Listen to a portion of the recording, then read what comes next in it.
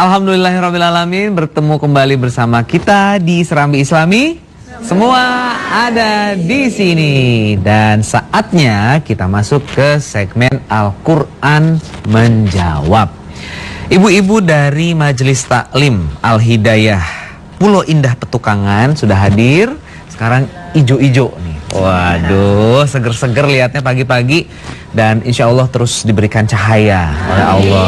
Karena emang pemirsa yang sering bangun untuk sholat subuh tuh beda cahayanya tuh, ya kan? Insya Allah kita juga semuanya terjaga dan bisa mendapatkan pahala yang luar biasa, berkah dari Allah di pagi hari. Terima kasih dari Al-Hidayah, pimpinan Ibu Hajah Sri Sumarno Hadi nih Majelis Taklimnya. Lalu di sebelah kiri saya sudah hadir dari Majelis Taklim Raudatul Falah, Tambora, Jakarta Barat. Ya, pimpinan Hajah Nenden ya, Ibu Hajah Nenden. Terima kasih, semoga langkah kakinya dijadikan pahala oleh Allah Subhanahu wa taala yang berlipat ganda. Juga ada Cak Ayub dan Cak Dodi.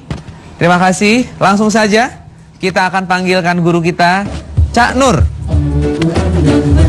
Assalamualaikum. Waalaikumsalam warahmatullahi wabarakatuh. Waduh, saya lewat mana ini?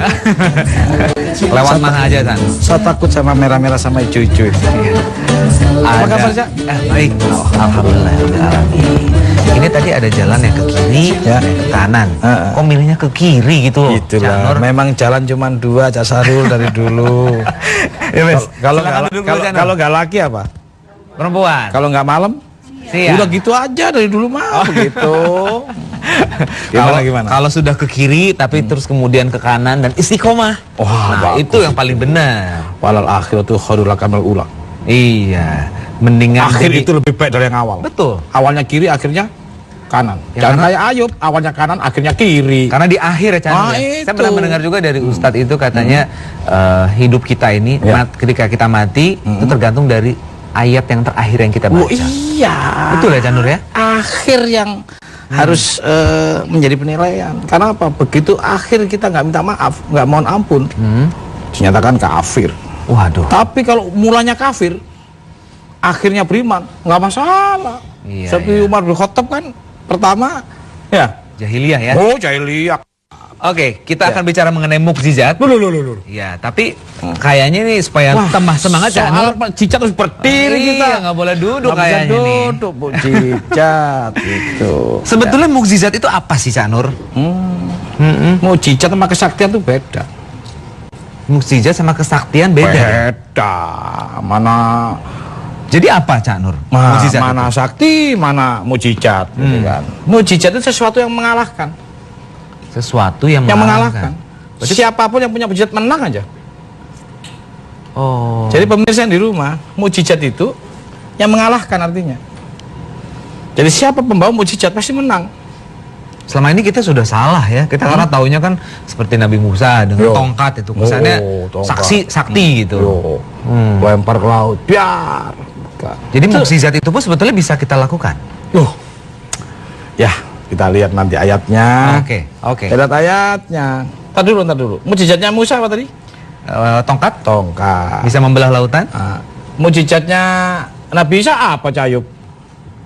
Menghidupkan orang mati. Tuh, terus? Apa lagi ya? Lali menyembuhkan yang sakit. Yang buta ya? Ya, sakit menjadi buta, sakit ini. Melihat kembali ya. Kalau mukjizatnya Ibrahim? Apa ya? Kok lupa saya? Ayo, apa? Mempan dibakar. Dibakar gak? Oh ya, dibakar tidak mati. Nah. Di mukjizatnya Nabi Nuh? Nabi Nuh dengan dari dalam ikan itu Nabi Nabi Yunus tuh. Nabi Yunus. Kan ada doa Nabi Yunus ya. Dan Yun itu. Ke Nabi Nuh apa? Bikin apa? Kapal. Mukjizatnya Nabi Soleh? Ngebleng dah ini. Ngebleng yang begini nih. Makanya baca.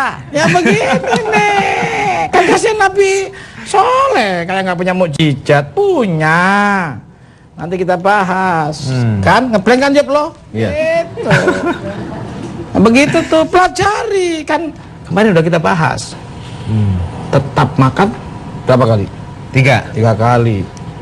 Tetap mempelajari Harusnya lebih dari 3 kali supaya tidak memadamkan cahaya Allah kan gitu minggu kemarin tuh.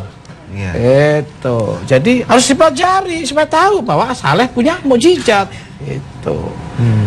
Mukjizat Nabi Muhammad Quran. Quran. Hah? Yang tadi apa? Tongkat. Satu lagi nggak mempan dibakar. Satu lagi bisa menghidup orang mati. Ya, mukjizat kita cuman Quran. Kesannya gitu ya. Oh, kita bahas bro habis ini bro. Oh, luar biasa nih. Jangan dianggap kemudian mukjizat Nabi Muhammad paling ceketer, enak aja. Kita bahas habis ini pelan-pelan. Oke. Supaya nanti bayang-bayang mindset kita selama ini, Nabi kita, Nabi Muhammad kok cuman Quran ya? Nabi Isa, Nabi Musa lebih sakti. Kenapa? Isa bisa menghidup orang mati. Gimana tuh? Nabi kita cuman kertas. Begitu tuh kalau nggak paham bahaya toh.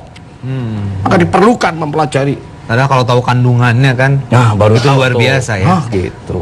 Jadi kita bertugas untuk menjaga mukjizat Nabi Muhammad menjaga SAW. mukjizat. Kita juga melanjutkan hikmah dari mukjizat itu hari ini. Karena Al-Quran itu al-hikmah. Ya, baca Mas Ayub. Ya, Al-Quran itu al-hikmah. Surat 31 1 sampai 3. Ya. A'udzu billahi minasyaitonir rajim. Bismillahirrahmanirrahim. Alif lam mim. Tilka ayatul kitabil hakim. Hudan wa rahmatan lil muhsinin. Artinya Alif lam mim. Terus? Inilah ayat-ayat Al-Quran yang mengandung hikmah. Jadi Al-Quran itu harus tahu hikmahnya nanti. Apa yang kita lakukan setelah ada cerita dan qasas masa lalu. Qasas itu kisah. Lanjut. Menjadi petunjuk dan rahmat bagi orang-orang yang berbuat kebaikan. Oh, jadi Quran itu khusus ya hikmahnya untuk orang berbuat baik. Gitu tuh. Yang berbuat jelek nggak bisa dapat. Jadi kita harus tahu hikmah daripada semua unsur mukjizat itu. Pertama, kenapa kok Nabi Ibrahim nggak mempan dibakar? Apa urusannya dengan api? Ya kan? Kenapa Nabi Musa kok pakai tongkat? Kok beda-beda? Kemudian Nabi Muhammad Quran. Ya, Nabi Soleh unta betina. Ini apa urusannya kok beda-beda? Padahal ayatnya harus sama loh. Surat 33 ayat 38. Semua nabi harus sama loh, karena Tuhannya sama. Baca.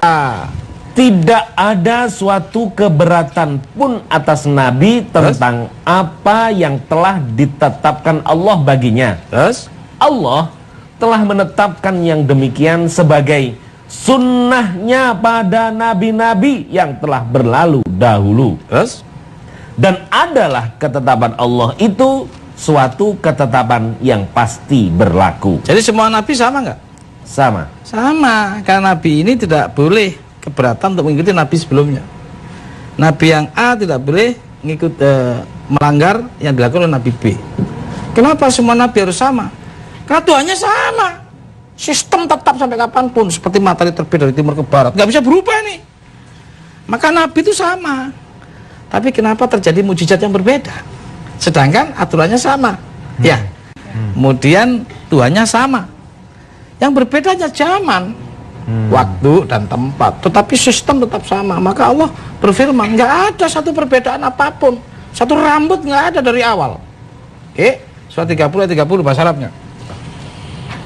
Fa'aqim wajhaka lid-dini hanifa fitratallahi allati fadaran nasa 'alaiha la tabdila li khalqillah zalikad dinul qayyim walakinna aksaran nasi la ya'lamun. Ada kata fitrah nggak di situ?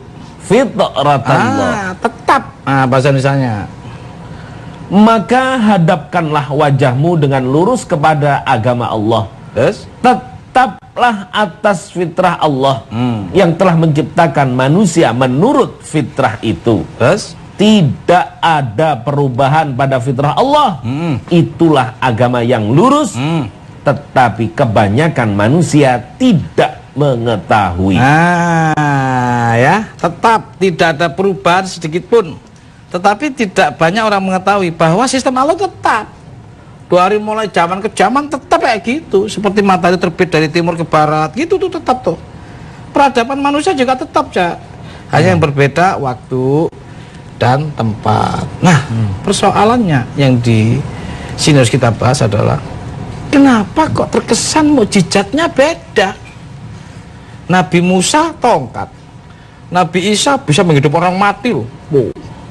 Nabi Muhammad cuman Quran. Ini kan terkesan seakan-akan gimana gitu loh. Ini harus dibahas loh. Kalau enggak kita bisa minder loh. Ya, kenapa? Terkesan Nabi kita nggak sakti. Harus dibahas ini. Satu yang kita bahas lah hikmahnya. Yang kedua, Allah itu memberikan satu ayat di Al-Quran tuh banyak perumpamaan. Nah, baca Mas Ayub ya. Perumpamaan 18 ayat 54. Ini jangan-jangan perumpamaan ini gitu loh. Dan sesungguhnya kami telah mengulang-ulangi bagi manusia dalam Al-Quran ini bermacam-macam perumpamaan. Tapi kenyataannya, dan manusia adalah makhluk yang paling banyak membantah. tuh dikasih perumpamaan bantah tuh, seakan-akan terleks ya. Sekali lagi bahwa ada perumpamaan ya. Jadi Allah tuh suka berbicara perumpamaan, alegoris atau ya mutasyabiha. Quran itu mutasyabihatnya 86%.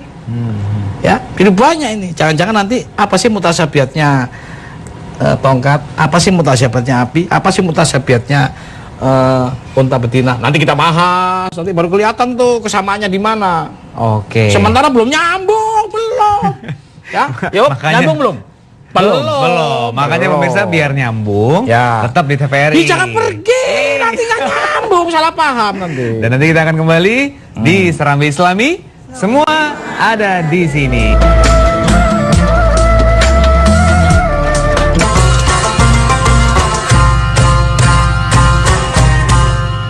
Alhamdulillah kita kembali di Serambi Islami. Semua ada di sini.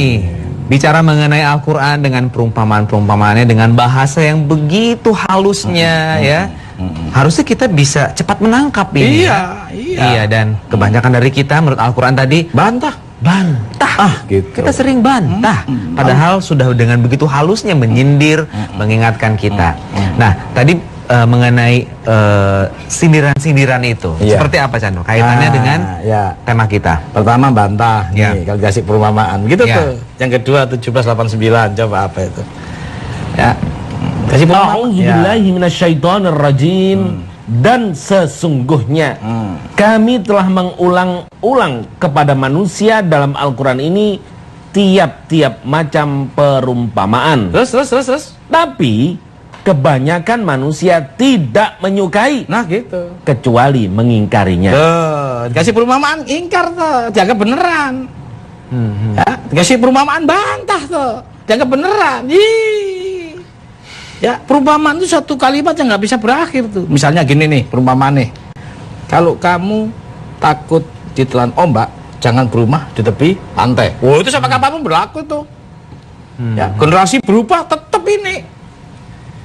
Gajah di kelopak mata tidak tampak, kuman di seberang lautan kelihatan. Begitu tuh perumpamaan. Jadi Allah tuh menggunakan itu. Satu, tujuannya untuk ini supaya ya bisa diyakini ketetapannya gitu loh.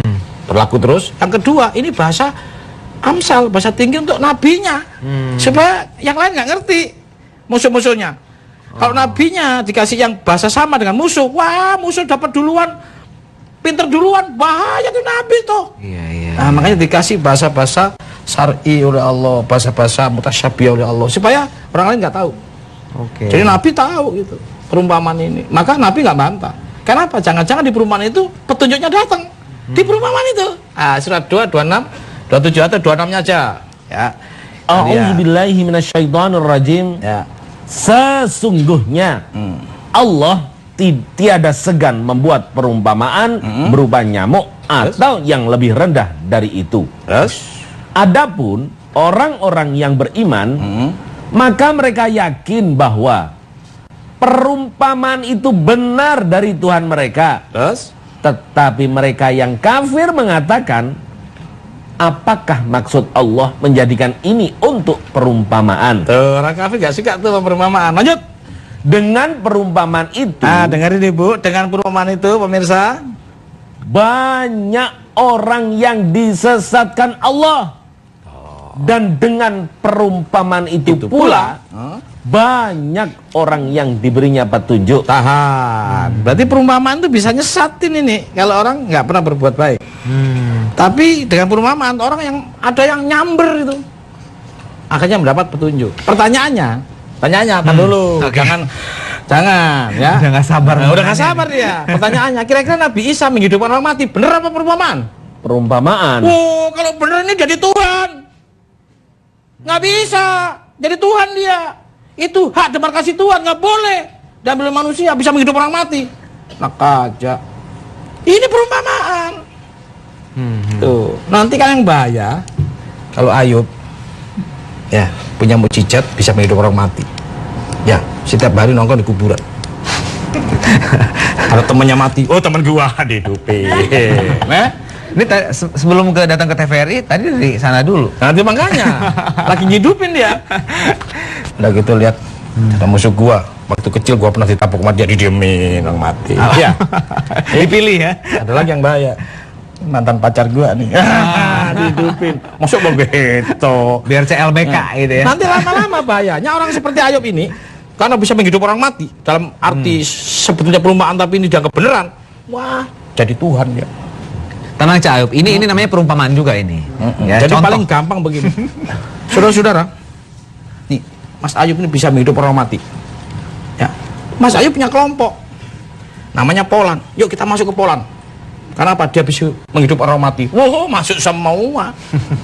Bahaya nggak ini? Bahaya. Wah, harus jelas ini perumpamaan bukan ini.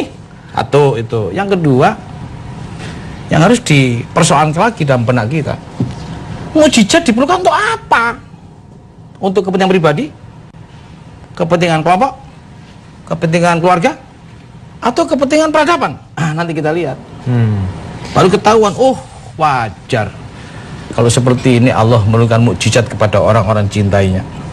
Karena ada satu kepentingan lebih besar dari sekedar mukjizat itu. Begitu, habis ini Oke. kita bahas. Al-Quran ini kan turun Ya. untuk semua. Ya, semua manusia. Untuk semua manusia, Ya, dinas. kita umat muslim yang sudah terpilih Ya. untuk bisa mendalaminya. Amin. Tapi kalau melihat dari perumpamaan, Ya. lalu kemudian hal-hal yang sebetulnya tidak setiap orang bisa menangkap, berarti sebetulnya ketika kita mau belajar Al-Quran, kita harus punya intelektualitas yang tinggi. Satu itu. Yang kedua harus berbuat baik. Karena tadi hikmah untuk orang berbuat baik. Oh, sampean begitu berbuatnya kurang, nggak dapet ilmu perumpamaan, nggak Oke. dapet. Padahal Allah sudah menyindirnya. Udah semuanya Ya, ya, ya. ada. 2943. Itu. A'udzubillahi minasyaitonirrajim. Dan perumpamaan-perumpamaan ini kami buatkan untuk manusia Dengerin. dan tiada yang memahaminya kecuali orang-orang yang berilmu. Ada yang memahami, yang berilmu. Berilmu apa melakukan kebaikan? Loh, ilmu itu didapat oleh manusia dari Allah akibat perbuatan baik. Surat 12, 22. A'udzubillahi minasyaitonirrajim. Dan tatkala dia cukup dewasa, kami berikan kepadanya hikmah dan ilmu. Terus? Demikianlah kami memberi balasan kepada orang-orang yang berbuat baik. Jadi semakin tinggi perbuatan baiknya, semakin tinggi mampu mentakwilkan perumpamaan. Gitu. Piye? Oke. Ya, saya sudah paham kalau gitu. Yup, kamu mampu nggak? Ya harus berbuat baik dulu. Itu maksudnya, lo jangan ngesok lo. Ngomong-ngomong bisa mampu menafsirkan perumpamaan, tapi lo pelit, lo nggak pernah berbuat baik. Nggak bisa, harus berbuat baik dulu, baru Yang ketemu soal itu. pelit itu, Janur. Oh. Ada di Al-Quran yang belanjakanlah hartamu di jalanku. Wow. Atau pinjamkanlah hartamu di jalanku. Masa Allah minjem? Orang semuanya ciptaan Allah. Jadi gini, karena Jadi nyindir kita sebetulnya, karena Janur, ya. banyak orang-orang seperti Ayub, pelitnya setengah motor, ya. Ayub lagi. Ya. Ya, padahal jelas itu bukan milik dia, Iya. ya, semuanya milik Allah. Allah tahu orang ini pelit, sampai Allah memelas dalam tanda Iya. kutip. pinjem dong. Padahal apa dia? Karena apa? Diminta pasti nggak mau. Iya, karena dasarnya manusia itu pelit. Dipinjem. Iya. Gitu. Makanya jangan jadi Iya. orang kayak Ayub yang pelit begitu. Iya, iya. Udah pelit, ngesok lagi mau menafsirkan perumpamaan. Jauh. Jadi kita sedekah dulu, berbuat baik dulu, baru Allah kasih tuh. Kenapa sih kok ini tongkat? Kenapa sih kok ini api? Untuk apa sih mukjizat ini? Insya Allah Allah kasih contoh nih, contoh. Oke. Ya, surat 20 18 sampai 20. Ini contoh nih. A'udzubillahi minasyaitonirrajim. Berkata Musa, ini adalah tongkatku. Aku bertelekan padanya. Terus? Dan aku pukul daun dengannya untuk kambingku. Oh, jatuh. Kenapa sih? Karena kita dari kecil kan emang diceritain begitu tuh kesannya tuh sakti. Terus kok nggak ada yang sakti lagi ya? Gitu. Udah gitu tongkatnya jadi ular kan? Iya. Ditungguin sampai sekarang gak jadi apa? Makanya. Terus.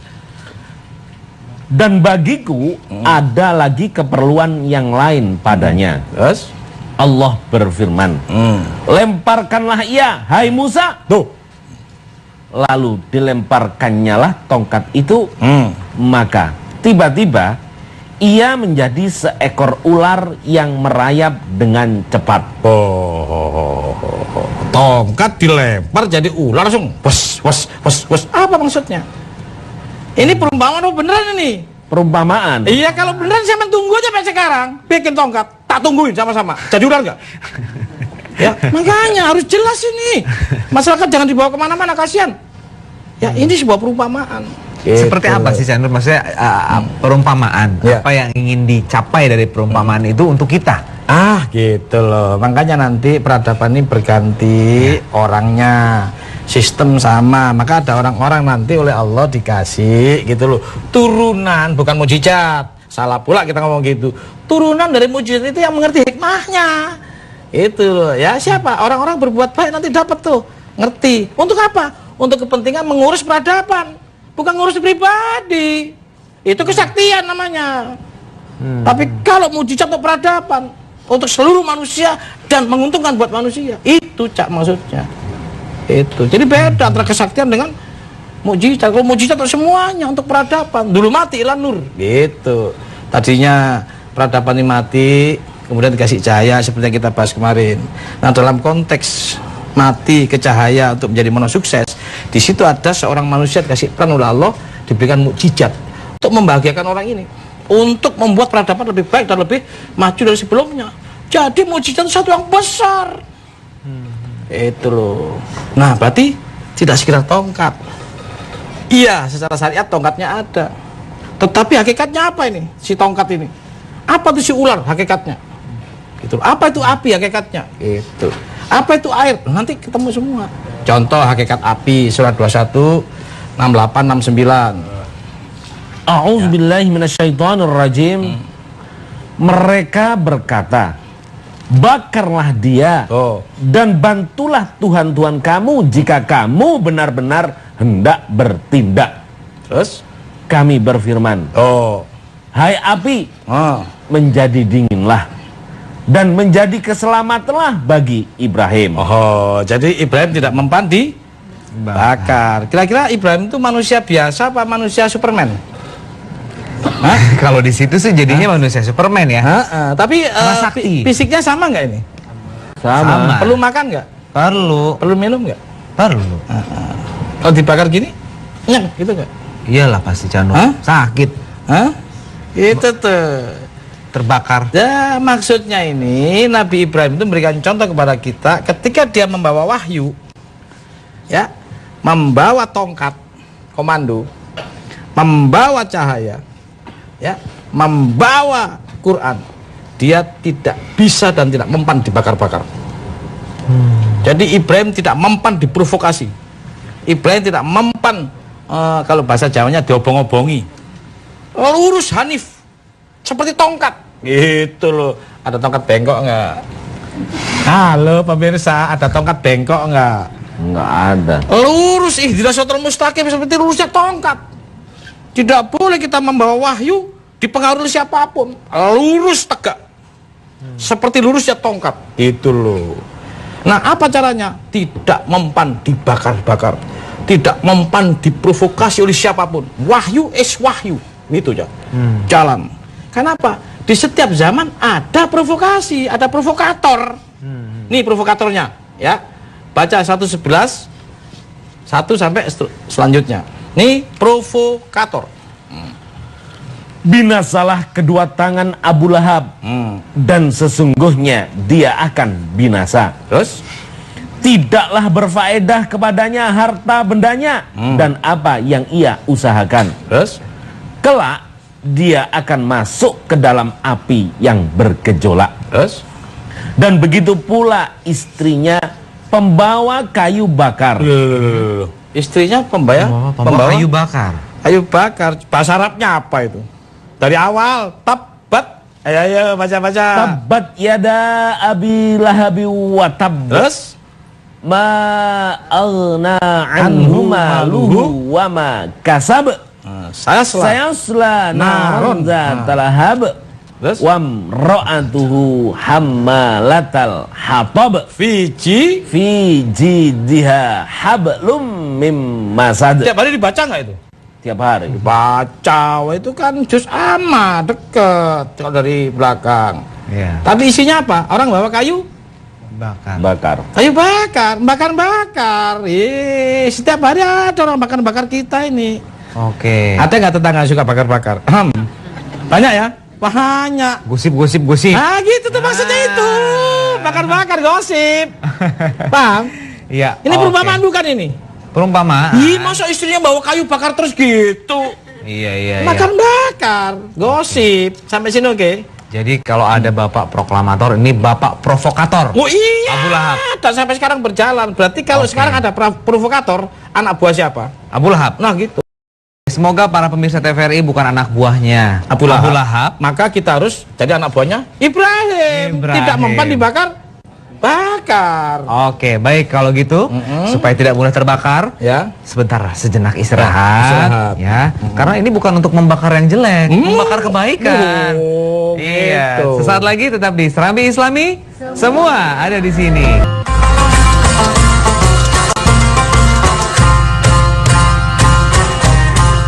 Alhamdulillah wa syukurillah kita bertemu di acara kesayangan kita semuanya, Serambi Islami. Semua ada di sini. Dan alhamdulillah juga kita harus syukuri mengenai mukjizat yang kita miliki. Ya. Cuma seringkali kita lupa. Padahal disinilah solusi semuanya. Iya. Iya. Maka Lalu harus mengenai mukjizat ini harus kita apakan ini Chan? satu harus kita apakan. Yang kedua, sama nggak sih antar para nabi? Oh. Iya kan? Kan tadi nggak Dari boleh keberatan mukjizatnya ini ya?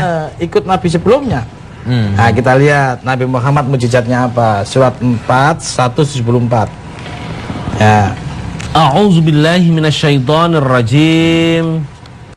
Ya ayyuhan nasu qad ja'akum burhanum mir rabbikum wa anzalna ilaikum nuram mubina.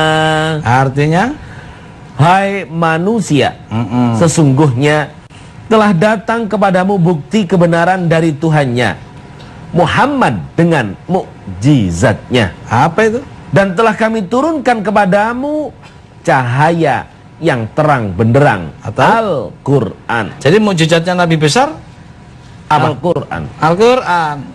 Nabi Musa? Al-Quran. Al-Quran juga sebetulnya. Oh, Taurat sebetulnya. Kan apa? Kan jalan yang lurus. Tadi bahwa mukjizat itu diperlukan bukan untuk kepentingan pribadi, tapi kepentingan bangsa dan negara, sebuah peradaban yang besar. Oke. Dalam peradaban yang besar ini ada jaliyah dan ada yang sudah jelas. Maka dulu mati ilan. Nah, dari gelap terbitlah terang. Nah, untuk gelap ke terang harus ada sebuah konsep. Gitu loh. Konsep yang terbaik adalah wahyu. Maka Rasulullah dikasih wahyu untuk merubah ini. Nah, Nabi Musa juga dikasih wahyu untuk merubah ini. Nih, kalau ada orang, maaf ya, yang buta, bawa tongkat, Maksudnya apa ini? Tongkatnya ini? Bagi petunjuk. Petunjuk. Supaya nyampe kan? Iya. Jadi dulu mati hilang. Ya padha wae. Oke. Nabi Isa surat 3, 45 dan seterusnya sampai 49. Coba Nabi Isa apa? Ingatlah Ya. ketika malaikat berkata, "Hai Maryam, sesungguhnya Allah mengembirakan kamu dengan kelahiran seorang putra yang diciptakan dengan kalimat yang datang daripadanya. Ya. Namanya Al-Masih Isa putra Maryam. Lanjut. Seorang terkemuka di dunia dan di akhirat, dan termasuk orang-orang yang didekatkan kepada Allah. Oh, lanjut. Dan dia berbicara dengan manusia dalam buayan. Oh, masih kecil sudah bisa ngomong. Itu loh. Kecil sudah mengartikan bayi ya, masih anak-anak sudah bisa berpidato dia. Lanjut. Dan ketika sudah dewasa, dan dia termasuk di antara orang-orang yang soleh. Lanjut. Maryam berkata, "Ya Tuhanku, betapa mungkin aku mempunyai anak, padahal aku belum pernah disentuh oleh seorang laki-laki pun." Terus Allah berfirman dengan perantaraan Jibril, ya. "Demikianlah Allah menciptakan apa yang dikehendakinya. Apabila Allah berkehendak menetapkan sesuatu, Ya. maka Allah hanya cukup berkata kepadanya, jadilah, lalu jadilah dia. Kun fa proses yakun jadi. Terus Dan Allah akan mengajarkan kepadanya Alkitab, hikmah, Taurat, dan Injil. lanjut. Dan sebagai Rasul kepada Bani Israel yang berkata kepada mereka, sesungguhnya aku telah datang kepadamu dengan membawa sesuatu tanda mukjizat dari Tuhanmu, Apa mujizatnya? yaitu Dengerin. aku membuat untuk kamu dari tanah berbentuk burung. Terus?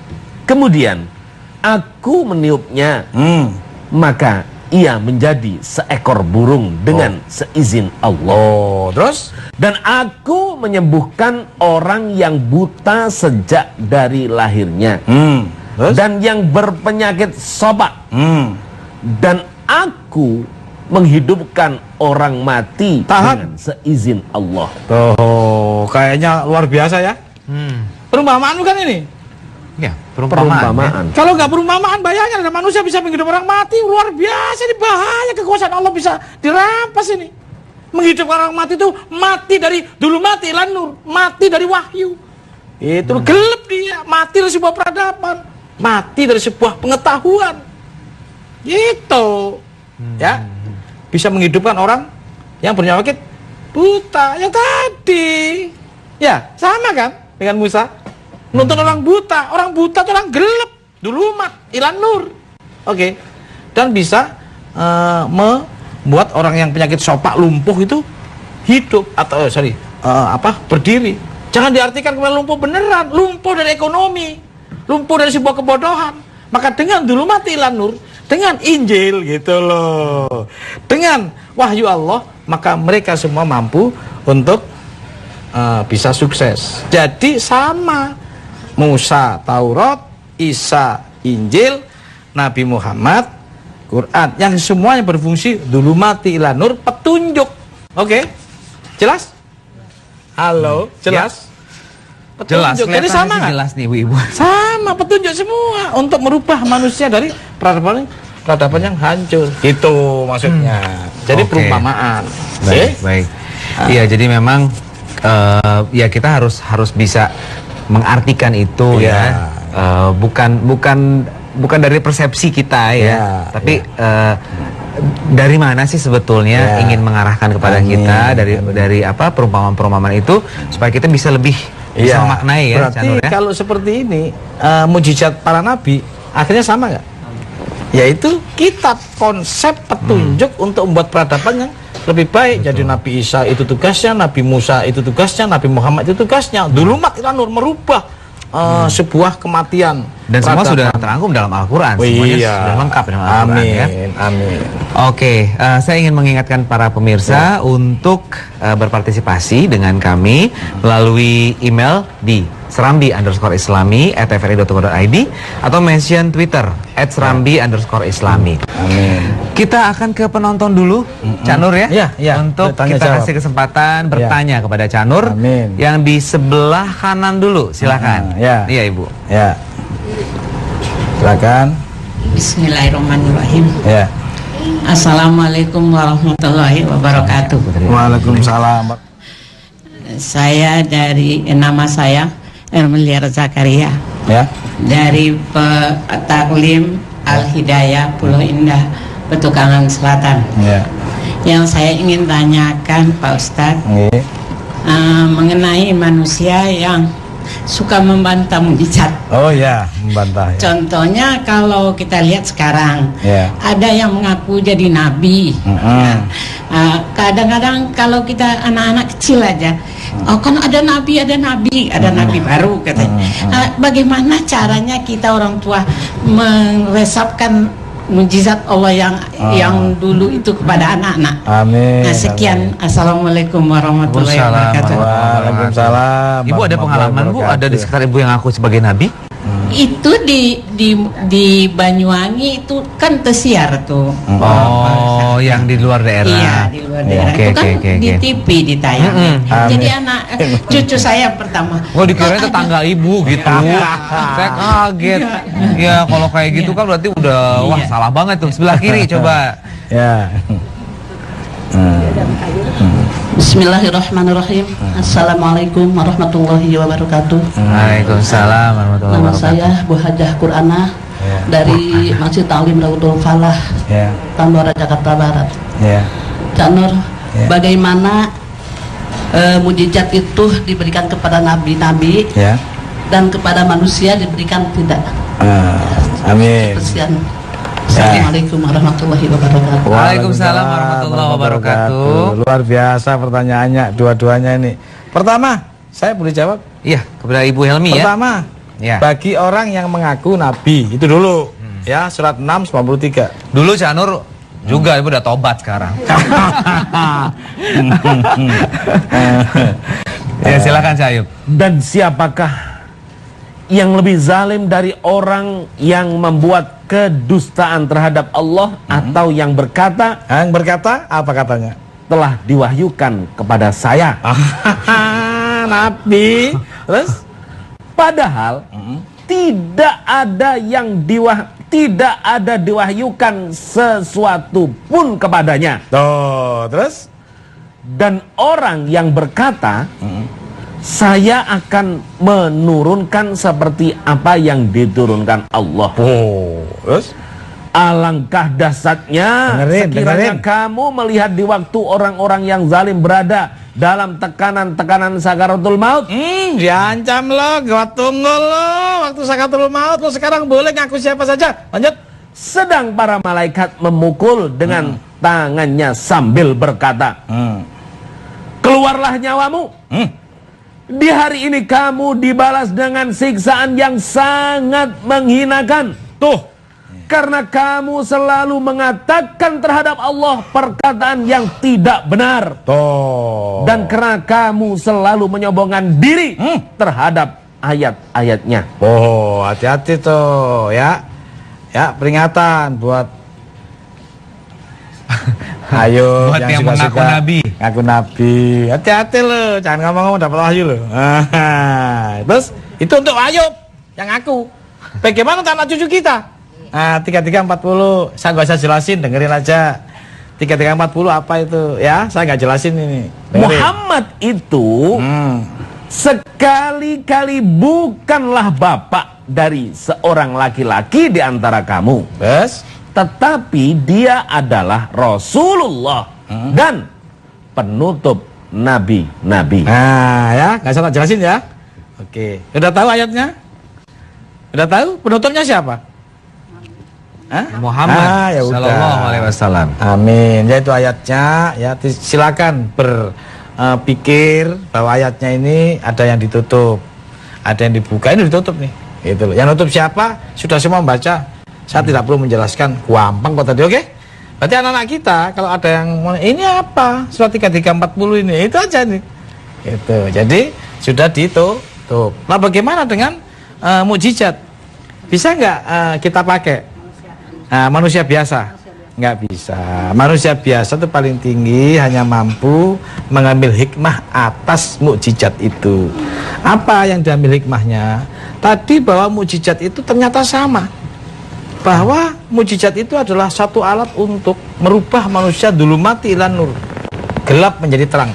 Maka Nabi Muhammad juga ditugasin untuk yang gelap dibuat terang.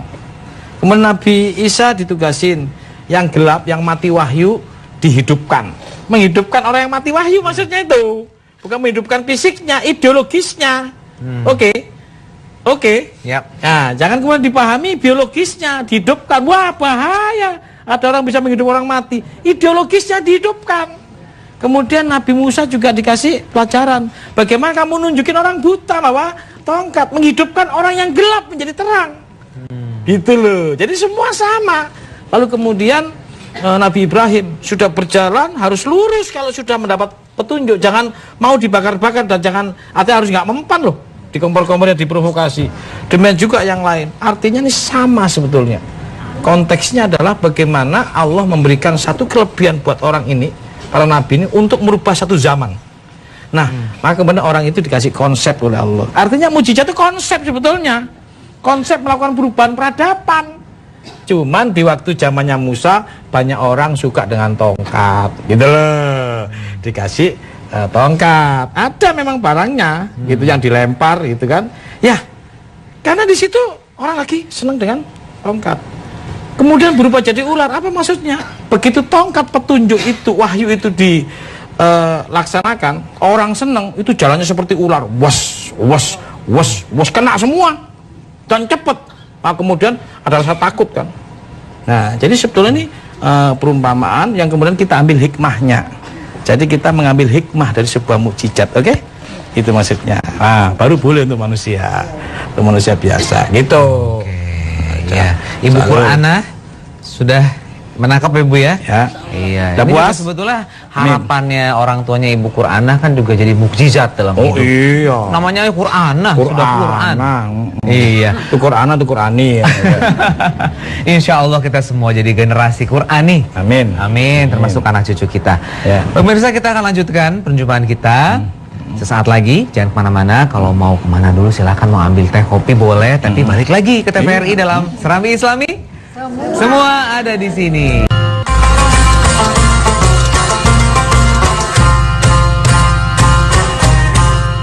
Alhamdulillah kita kembali di acara kesayangan kita semuanya, Serambi Islami. Semua ada di sini.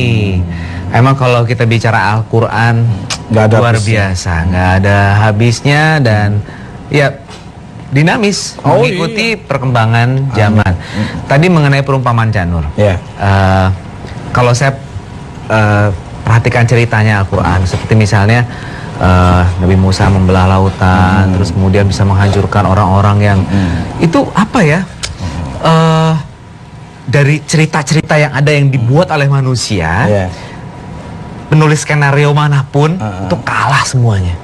Jadi itu emang bagaimana kisah-kisah itu bisa kemudian membuat orang bisa semakin lebih baik lagi gitu. Dan dari setiap mukjizat yang diceritakan dalam Al-Quran, apa sih Cak Nur, yang membedakannya dari setiap kejadian itu? Ya, sebenarnya nggak ada beda. Ketika tongkat itu hikmah hari ini kita jadikan sebuah petunjuk, memberi petunjuk orang, tetap jalan sampai hari ini. Walaupun mungkin secara syariat dulu ada barangnya. Ketika membelah lautan, terpecah jadi dua, ada barangnya ketika itu secara syariat. Hakikatnya apa? Maka ketika kebenaran itu datang, pasti akan terpecah jadi dua. Orang percaya apa enggak, yakin apa enggak, nolak apa, nerima, pasti itu. Ada dua komunitas. Begitu wahyu masuk, seret, ayo bisa beda sama Dodi. Mas Dodi bisa beda sama Cak Sarul. Sangat mungkin Cak Sarul mau dengan wahyu, sangat mungkin menolak, pecah jadi dua. Ketika tongkat dilempar jadi ular, tongkat itu petunjuk, konsep dari Allah yang diturunkan pada satu peradaban. Kemudian berdebatlah, adu tongkat kan, ya dengan tukang sihir, ya siapa yang menang? Maka ular yang kecil dimakan yang gede kan. Maka konsep yang besar itu akan mengalahkan yang kecil. Begitu sudah menang jebret, wah God, cepat tuh jalannya, semuanya akan ikut menyembah sesembahnya Nabi Musa, bukan Fir'aun lagi. Itu kita lihat ayatnya ya.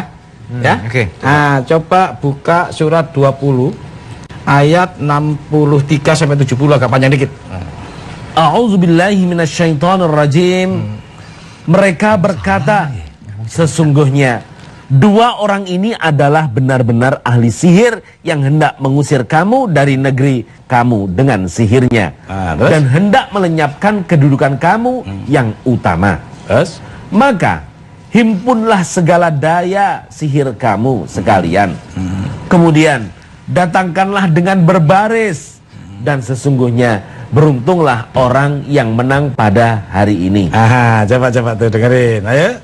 Setelah mereka berkumpul, berkumpul tuh, adu konsep nih, adu tongkat nih. Mereka berkata, hai Musa, pilihlah, apakah kamu yang melemparkan dahulu, Terus? atau kamikah orang yang mula-mula melemparkan? Dilempar itu siapa nih yang lempar nih? Terus? Apa kata Musa? Kata Musa, silahkan kamu sekalian melemparkan. Maka tiba-tiba tali-tali dan tongkat-tongkat mereka terbayang kepada Musa seakan-akan merayap cepat. Terus? Lantaran sihir mereka. Lanjut. Maka Musa merasa takut dalam hatinya. Kami berkata, janganlah kamu takut. Sesungguhnya kamulah yang paling unggul atau menang. Jadi yang menang siapa? Nabi Musa. Tukang sihirnya kalah. Kenapa? Begitu. Makanya ibu-ibu pemirsa di rumah, ya pemirsa, Mas Ayub, Cak Sarul, kita kalau bisa ya orang lain suruh duluan gitu. Jangan ngesok loh. Ya kan? Ya silakan Bapak bicara dulu gitu. Silakan Bapak duluan gitu. Oke? Ngembatnya enak. Jelas. Nah, Musa begitu, silakan Bapak dulu. Begitu ngomong dia membat sama dia. Itu. Baca lagi nih. Ya. Surat 27 ayat ya dari 8 sampai 14.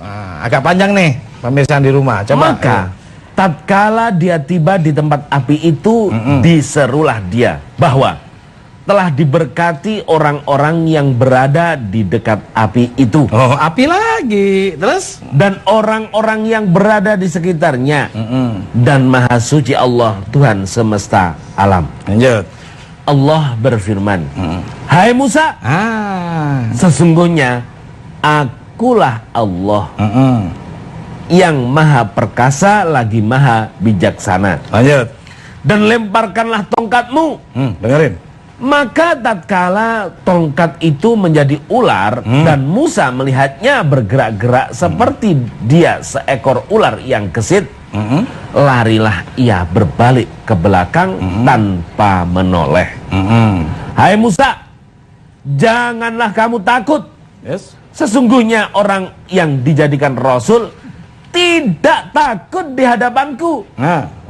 Tetapi orang yang berlaku zalim, kemudian ditukarkannya kezalimannya dengan kebaikan, Allah akan mengampuninya. Maka sesungguhnya aku maha pengampun lagi maha penyayang. Jadi waktu Musa ngelempar tongkatnya, ya gesit ya, ngelempar, mereka sudah ngelempar nih, ayo lempar. Oke, saya lempar. Ini konsep saya. Gitu kan? Kan Musa nyuruh, kamu dulu dah gitu. Sambil ngelirik nih, apa konsep dia? Lemparlah sama si Ayub. Cret gitu. Gua tahu. Kuno. Dilempar juga sama Musa. Pakai tongkat yang lebih besar.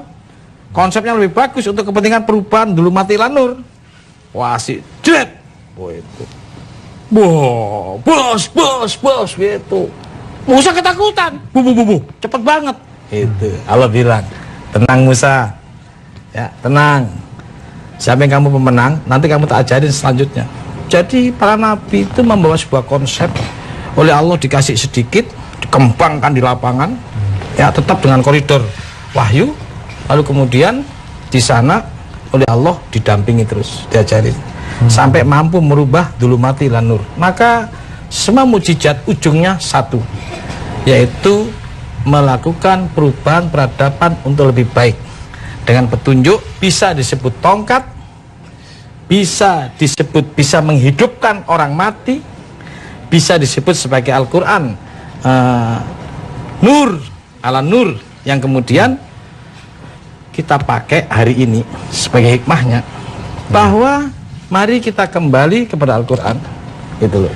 Sehingga dengan Al-Quran itu ada satu hikmah mukjizat yang kita ambil hari ini demi kepentingan bangsa dan negara, gitu kira-kira. Nah, jadi kesimpulannya pemirsa, bahwa mukjizat itu adalah kitab, yaitu Allah menurunkan Alkitab kepada Muhammad dengan Qurannya, Isa dengan Injilnya mampu menghidupkan orang mati, dan Nabi Musa dengan Tauratnya mampu menghidupkan, memberikan petunjuk sebagai tongkat dan konsep, sehingga semua pengikutnya mampu mengalahkan Fir'aun dengan konsep itu. Maka para tukang sihirnya Fir'aun menyerah dan dia mengatakan, aku ikut menyembah Tuhannya Musa. Berarti tongkat, Al-Quran, Injil atau Taurat adalah konsep Tuhan yang harus kita pakai untuk kepentingan bagaimana peradaban yang tadinya dzulumat menjadi ila nur. Dan Indonesia sedang berjalan ini. Habis gelap terbitlah terang. Itulah hikmah daripada sebuah mukjizat yang oleh Allah turunkan kepada seluruh para nabi, yaitu merubah peradaban untuk lebih baik dari sebelumnya. Itu maksudnya. Oke, semoga saja. Berarti lebih sama baik. nggak? Sama nggak mukjizatnya? Sama, semua cuman tujuannya berbeda sama zamannya, sebetulnya. gitu loh. Oke, makin zaman makin lebih banyak lagi Amin. tantangan untuk kita. Amin. Ya. Amin. Kayak tadi ibu juga kan bertanya mengenai anak cucu segala macam. Ini gimana nih akidah, Ya. pergaulan dan lain-lain. Insya Allah kita kuat kalau memang kita bisa membentengi ya dengan wahyu ini, dengan mukjizat Al-Quran ini. Terima kasih pemirsa, mohon maaf jika ada kekurangan. Insya Allah bertemu kembali dengan kami minggu depan dalam acara kesayangan kita, Serambi Islami. Semua ada di sini. Billahi taufik wa hidayah. Assalamualaikum warahmatullahi wabarakatuh. Waalaikumsalam warahmatullahi wabarakatuh.